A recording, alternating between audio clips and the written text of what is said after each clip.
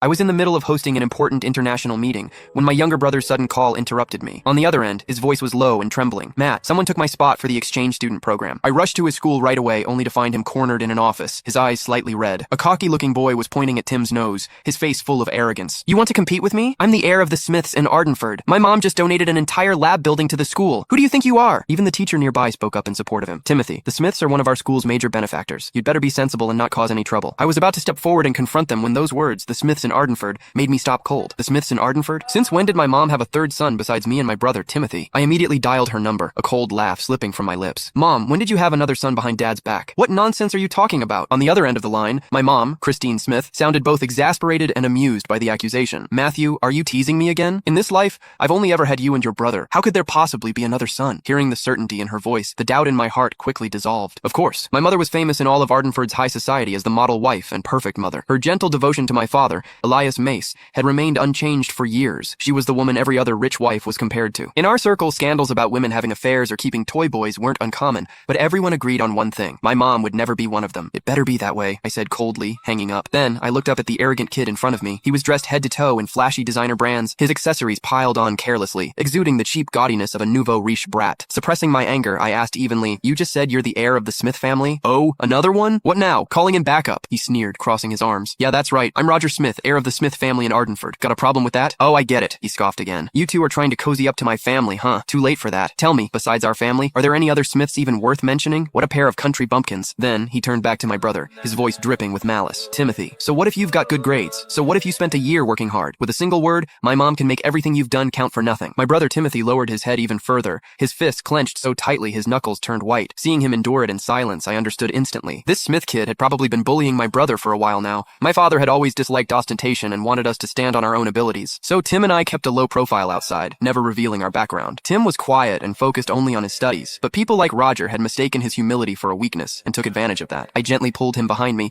and turned my cold gaze back to Roger. "As far as I know, all the paperwork and approvals for the exchange program have already gone through. Replacing someone at the last minute isn't exactly by the rules, is it?" "Rules?" Roger let out a mocking laugh. With a smug grin, he pulled a stack of documents from his bag and waved them in front of me. "You mean these? Timothy's application documents? Sorry, never made it to the office. I held onto them myself." Roger smiled brightly, but the words that came out of his mouth were vicious. "So you see, the final list the school submitted only had one name from start to finish. Mine, Roger Smith. No matter how well prepared he was, what good would it do him?" As soon as he finished, he tore in half, right in front of me, the stack of documents Timothy had poured countless days and nights of effort into. "Matt!" Timothy's voice cracked as he shouted, his eyes instantly reddening. I watched those papers scatter to the ground, fury blazing through me in an instant. I'd seen shameless people before, but never anyone this brazenly shameless. "You!" My blood surged, the veins at my temples throbbing. "What about me?" Roger sneered, grinding the shredded papers